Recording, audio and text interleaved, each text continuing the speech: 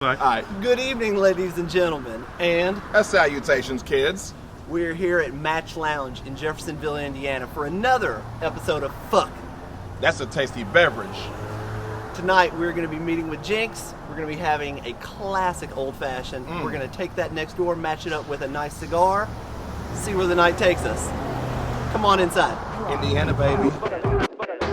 Welcome to Fuck That's a Tasty Beverage, where we explore drinks of all kinds by some of the most talented people in the industry. We're here to expose folks to the delicious drinks we encounter, their creators, and maybe have some fun in the process. Follow us as we explore these incredible concoctions. This is Fuck That's a Tasty Beverage.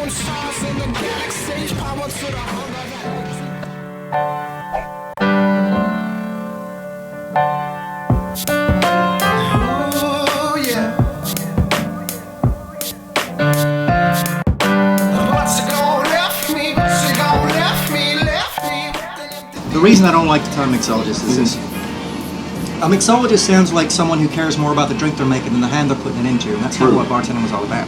And I can make the same things as them, but nothing I make is so fancy I can't pair it with a good joke about a duck, you know what I mean? Right. And a bartender to me had more romantic connotations. A bartender was someone that served as a lawyer, a priest, a therapist. He was someone you could come to with your problems, and he'd match a drink to it, you know. Right. He'll fix you up when you need it, and he'll tell you if you've had too many too, you know. That's what being a bartender was about. It was a lot more than just making a drink.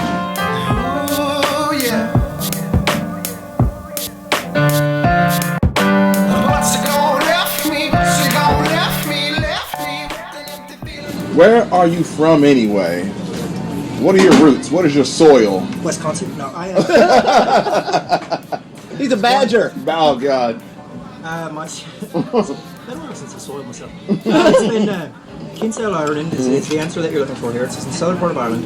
I came over, my father is a blues guitar player. He's an amazing blues guitar player.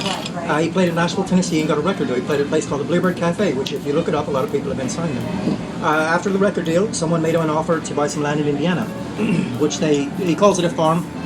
I don't understand why they call it a farm. He doesn't grow anything there but contemptible. And then I was in Louisville for a while. We moved to Indiana. I went to Louisville for a while. Where Indiana was it? It was in Elizabeth, Indiana. Ah, okay, by the boat. Yeah, by the way, the boat wasn't there. Oh, well.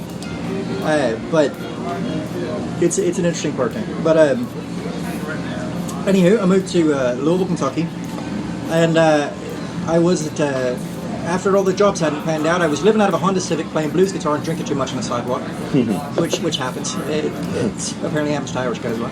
I met a young lady named Timothy, and she said, I thought I was mad. I loved the girl. I loved her like wildfire and starshine. I did. And she said, I'm moving to New Mexico in 2 weeks to join the circus. And I said, what a coincidence, so am I. So we moved to New Mexico and we did the circus thing there, trapeze and juggling, which we did, not at the same time. That would have been fucking impressive, wouldn't it? And eventually we went to see Cirque du Soleil, which she later came to work with, and she was watching these French guys, these magnificently physiqued fucking French guys.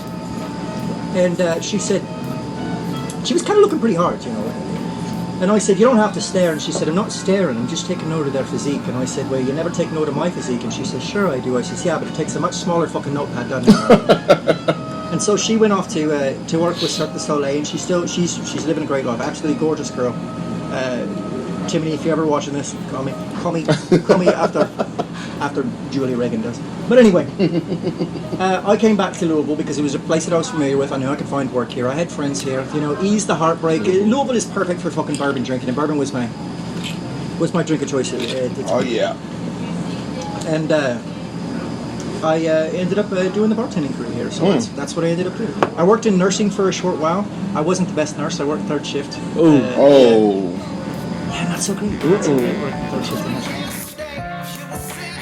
You know what this shirt's made out of? Engagement. Cotton. Boyfriend material. So Jinx, tell us a little bit about this drink that we're going to be having. Classic old-fashioned.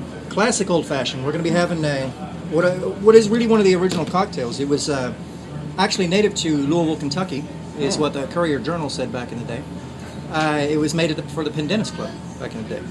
Also, Don Draper drinks it, so that's fucking cool. Hell yeah. I'm going to use Angostura bitters. I'm going to use about 5 dashes.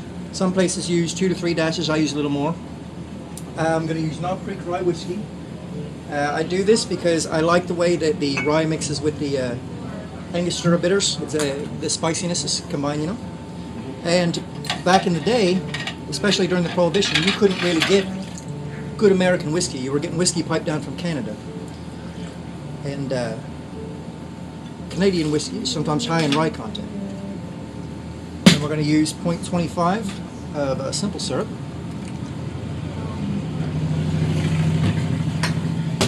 We'll add ice to that. Go ahead and put the fresh ice on the top.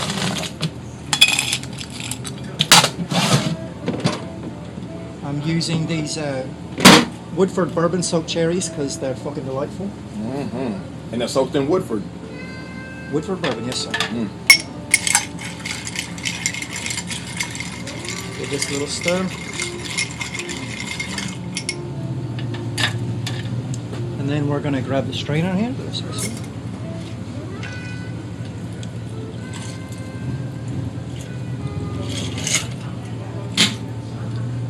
I've already cut an orange peel here. We're going to heat that up. When it starts to get shiny, you'll know that the oils have been brought to the surface, okay? Then you're going to express it over the drink for two reasons. One, because it imparts that really nice orange taste. And two, because it looks fucking cool.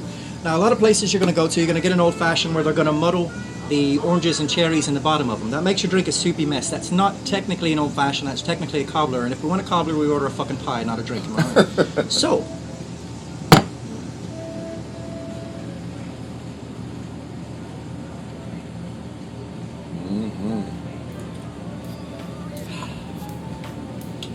Look, that's a tasty beverage, Jinx. thank you, sir. Thank you.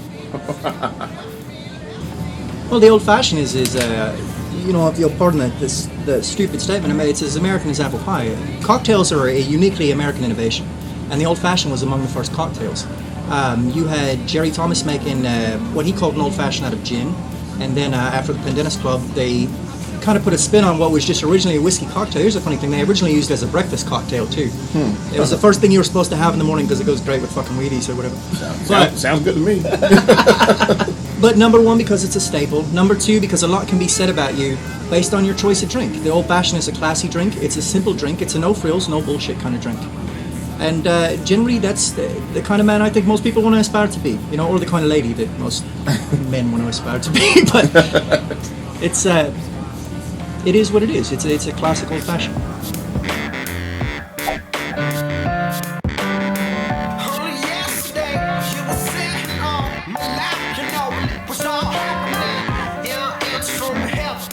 Jinx, this has been brilliant. It's been a fantastic evening, fantastic experience. I completely 110% appreciate your candor. Absolutely. And your engagement with us. Okay, well, I just want to be friends. I'm not sure how I feel about engagement at this Well, point. I don't have a ring either, so don't worry about it. It's funny you should say that. So, here's to you, fellas. You got your drinks left, yeah? Let those who love us continue to love us, and those that don't, may the Lord turn their hearts. But if he can't turn their hearts, may he turn their ankles so that we'll know the fuckers by their limping. Yes. Cheers.